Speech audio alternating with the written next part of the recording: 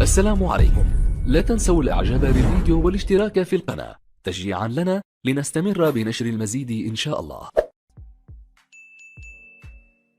فريق الوداد وكذلك حضور قوي لجماهير فريق اتحاد طنجة الحاضرة في هذه المباراة من أجل مساندة فريقها خلال هذا اللقاء واللي غيعطينا متعة وسيقدم لنا إثارة وتشويق على مستوى الإصابة. أول مجري من فرصة وخطر الهدف والهدف هدف أول لفريق فريق الوداد والقناص بوليت سامبو جونيور في المكان المناسب. الكرة لاحظوا الخطأ بين هو العشرون محسن متولي وجه لوجه مع الحارس احمد رضا التقناوتي. محسن متولي ينتظر الصافره.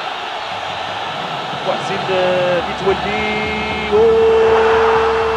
تدخل احمد رضا التقناوتي.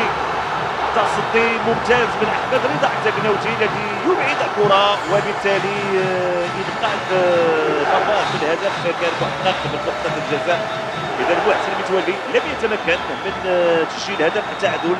تابعوا من جديد. اختار الجهه اليمنى تصدي ممتاز لاحمد رضا التقناوتي.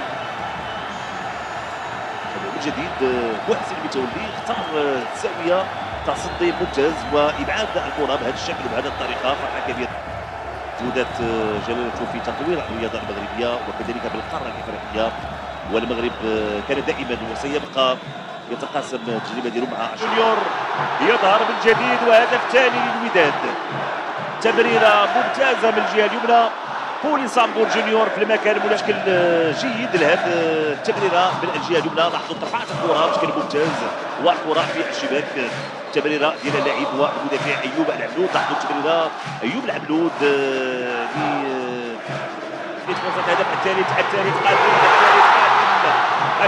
قادم ومحمد أنجم يتمكن من توقيع الهدف الثالث لفائدة فريق الوداد. احمد رضا التقناوتي تمريره من مؤيد علافي. لاحظوا التمريره ممتازه جاء اللاعب محمد أنجم هنا المراوغه ويضع الكره بهدوء في شباك الحارس غاية مرباح.